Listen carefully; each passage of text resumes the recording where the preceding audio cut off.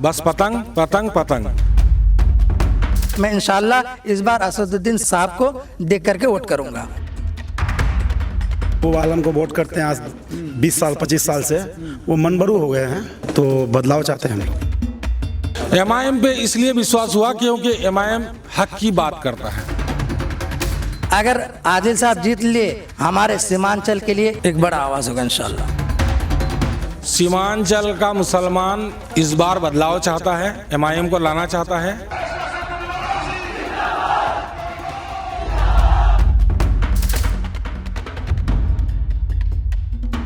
मुस्लिम सियासत में आपका स्वागत है। बलरामपुर विधानसभा में अलग अलग जगह से आपको दिखा रहे हैं कि जनता का मूड क्या है और चुनाव का माहौल गर्मा गर्मी का माहौल है। जनता इस बार अपना नया प्रतिनिधि चुनने वाली है। इसको लेकर यहाँ की जनता क्या सोचती है, आपके सामने इनकी राय लाने की कोशिश कर रहे हैं। इनका जो दिमाग में जो कुछ चल रहा है चुनाव को लेकर, वो सब आपके सामने ला रहे हैं। फिलहाल भी एक जगह पहुँचे हैं तो थोड़ा सा जानने की कोशिश करते हैं कि यहाँ का माहौल क्या है। यहाँ पर बहुत सारे लोग बैठे हैं और जहाँ 4 आदमी होते हैं तो वहाँ चुनावी चर्चा ज़रूर होती है। क्योंकि चुनाव में बहुत कम समय बचा है तो ज़रूरी है कि चुनावी चर्चा होती है और करनी चाहिए। तो मैं यहाँ से बातचीत शुरू करूँगा कि चुनाव का माहौल क्या है आपकी बलरामपुर विधानसभा। अल्हम्दुलिल्लाह मैंने आज 4 गांव घूमा और घूमने के बाद मुझे इत्मीनान बख्श जवाब मिला कि हम असद साहब को देख करके वोट दे रहे हैं। तो भाई आप असद साहब को देख करके क्यों दे रहे हैं? तो उन लोग का कहना था कि हमारे लिए आवाज़ उठाते हैं। 3 तलाक पर उसने आवाज़ उठाए, और क्या वक्फे बिल पर उसने आवाज़ उठाए, और क्या है सारे मुद्दा पर आइला मोहम्मद पर जब सवाल आया तो असदुद्दीन अवैसी साहब खुल करके सामने आते हैं। तो मैं उस शख्स की कुर्बानी को काहे रायगा काहे बेकार करूं। मैं इंशाल्लाह इस बार असदुद्दीन साहब को देख करके वोट करूंगा। सीमांचल में लगातार जिस तरह से हम देख रहे हैं कि कई लोगों के टिकट की दावेदारी कर रहे थे, ऐसे में कई लोगों के टिकट नहीं हुए। चूँकि टिकट एक होता है और लेने वाले कई होते हैं तो किसी को मिलता है। लेकिन ऐसे में कुछ इस तरह की बातें सामने आ रही हैं कि यहाँ पर जो 2-3 प्रत्याशी थे संभावित, उनका टिकट कटा है तो पार्टी इसलिए यहाँ कमज़ोर हो गई। अल्हम्दुलिल्लाह पार्टी कमज़ोर नहीं हुआ है। हाँ, बहुत मेहनत चल रहा है और कुछ लोग आए थे। और इसका मतलब तो नहीं होता है कि टिकट मिले तो हम साथ हैं और टिकट ना मिले तो हम साथ नहीं हैं। ऐसा नहीं होता है, बल्कि टिकट ना मिले तो हम, जैसे असदुद्दीन अवैसी साहब के बारे में बोल रहे थे कि हम तन मन धन सब कुछ आपके लिए कुर्बान कर रहे हैं, लेकिन अगर टिकट ना मिला तो क्या आप ये कुर्बानी नहीं दे सकते हैं? ये देना चाहिए। हाँ, अपनी कुर्बानी को देना चाहिए और क्या आगे के लिए सोचना चाहिए, अपने संगठन को मजबूत करना चाहिए। बस जिसको यहाँ से प्रत्याशी बनाया है आदिल हुसैन करके नाम है, उनको लेकर ये कह रहे हैं कि वो तो यहाँ जनता के बीच आते ही नहीं है, वो यहाँ विधानसभा में आते ही नहीं है, तो उनको कैसे वोट दिया जाए? आदिल हसन साहब एक बड़े प्रवक्ता हैं और इतने बड़े बड़े काम करते हैं कि किसी को मालूम नहीं होता है।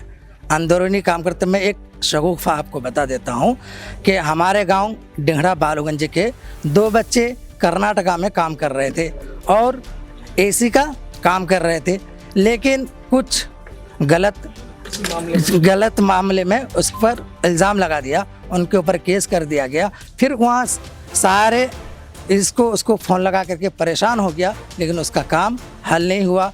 फिर जो है, हालांकि वो 82 विधानसभा का आदमी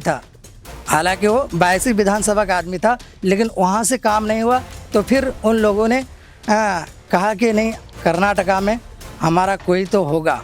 फिर देखा, सोचा समझा और किसी से पूछा तो आदिल साहब का नंबर मिला। फिर आदिल साहब से नंबर मिला करके उनसे बात की तो कहा कि इंशाल्लाह मैं कोशिश करता हूँ। फिर उसने माजिद हुसैन साहब को क्या है फ़ोन किए और उनसे कहा कि ठीक है, मैं तो अभी दूर में हूँ और क्या है इसके बाद जो है मैं अपना एक ख़ास वकील भेजता हूँ, इंशाअल्लाह बहुत जल्द उन दोनों बच्चों को रिहा कराऊंगा। फिर क्या अल्हम्दुलिल्लाह उन दोनों बच्चों को फिर रिहा कर दिए बगैर पैसे के। कुर्बानी दे रहे हैं आदिल साहब, ऐसे नहीं कि कुर्बानी नहीं दे रहे हैं, कुर्बानी दे रहे हैं, लेकिन लोगों को मालूम नहीं हो रहा है। इंशाअल्लाह एक दिन मालूम होगा और अगर आदिल साहब जीत लिए तो इंशाअल्लाह हमारे सीमांचल के लिए एक बड़ा आवाज़ होगा इंशाअल्लाह। क्या कहेंगे चुनाव को लेकर, कैसी बात कर रहे हैं? चुनाव के लेकर के हम लोग बदलाव चाहते हैं बलरामपुर में। क्या बदलाव चाहते हैं? नया युवा कोई चेहरा हो। जैसे महबूब आलम को वोट करते हैं आज 20 साल 25 साल से, वो मनबरू हो गए हैं। तो बदलाव चाहते हैं हम लोग। बहुत विकास किया है उन्होंने, कहते हैं लोग कि बहुत अच्छा विकास हुआ है, फिर क्यों बदलना? कुछ भी विकास नहीं हुआ बलरामपुर में। लॉकडाउन में अगर कोई फंस गया हो बाहर में, महबूब आलम साहब को अगर फ़ोन किया गया हो तो वो बोलते हैं कि लॉकडाउन हम लगाए हैं क्या, और बोलते हैं कि बाहर हमको पूछ के गए थे क्या। तो एक विधायक का ये जो है बात होता है क्या? लॉकडाउन में एक बंदा बाहर से फोन किया था तो वो क्या बोल रहे हैं, हम क्या लॉकडाउन हम लगाए हैं, हम लॉकडाउन का ठेका लेके रखे हैं। हाँ, जैसे लॉकडाउन खुलेगा आप आ जाइएगा। उसको मदद के लिए गुहार लगाया, लेकिन महबूब आलम मदद नहीं किया उसका। हाँ, तब क्या कहता है दूसरा आदमी उसको मदद किया, तब आया वो आदिल हसन साहब मदद किया। हाँ, और उसके बाद क्या कहता है वो अभी वोट लेने के लिए चक्कर घूम रहा है। तो ऐसे में किसने मदद किया था? हाँ, आदिल हसन ने मदद किया था उसका। हाँ, आदिल हसन उसका मदद किया तब वो आया। हाँ, उनको कहते हैं कि वो जमीन पर रहते ही नहीं है यहाँ। जमीन पर रहेगा, जब नेता बनेगा तब ना रहेगा, जब ऊपर काम करेगा ऊपर। हाँ, एमआईएम पे इसलिए विश्वास हुआ क्योंकि एमआईएम हक की बात करता है, बराबरी की बात करता है, मुसलमानों को उसका हक दिलाने की बात करता है, 3 तलाक के मैटर में बात करती है, और जाकर के आपका हर मामले में जो भी मामला मुसलमानों का है उसके लिए बात करता है, दलितों के बारे में भी बात करता है। ये पार्टी सिर्फ एक ही समुदाय का पार्टी नहीं है, ये हिंदू मुसलमान सिख ईसाई सबको लेकर के चलता है, दलित महादलित सबको लेकर के साथ में चलता है। लेकिन गठबंधन का कहना तो ये है कि असदुद्दीन ओवैसी बीजेपी के लिए काम करते हैं, हिंदू मुस्लिम करते हैं, इसलिए हमने साथ नहीं लिया उनको। आज तक तो ये बात प्रूफ नहीं कर पाया, सिर्फ मनमानी बात है, इल्जाम तराशी है ये। तो इल्जाम इस बार जैसे वो कह रहे हैं कि हर घर में एक सरकारी नौकरी देंगे और बहुत सारी घोषणा कर रहे हैं, आप क्या? इम्पॉसिबल बात है, हर घर में नौकरी नहीं दिया जा सकता है। उसका बजट निकाल करके देखेगा तो उसको पता चल जाएगा। कम से कम 10 लाख करोड़ रुपया एक साल में उसको खाली नौकरी का तनख्वाह लगेगा। अगर 20,000 रुपया सैलरी के हिसाब से और 3 करोड़ आदमी को नौकरी देगा तो उतना तो आमदनी नहीं है बिहार को, तो वो कहाँ से देगा तनख्वाह? तो क्या लगता है इसके पीछे चुनावी जुमला? बिल्कुल जुमला है ये सब। चुनावी माहौल को बनाने के लिए, चुनाव जीतने के लिए कोई भी कुछ भी बोल देता है। इससे पहले भी तो मोदी साहब बोल दिए थे कि जो है हम 15 लाख रुपया देंगे सबको अकाउंट में और 2 करोड़ लोगों को नौकरी देंगे। दिया क्या? जुमला है बस। इलेक्शन जीतने के लिए कोई भी कुछ भी बोल देता है, उसमें सच्चाई नहीं होता है। सच्चाई वो होता है जो संसद में जाकर के लड़े, बात करे। हम लोग भी आखिर वीडियो देखते हैं, पता लगाते हैं कौन बात करता है किसके लिए। सीमांचल का मुसलमान इस बार क्या चाहता है?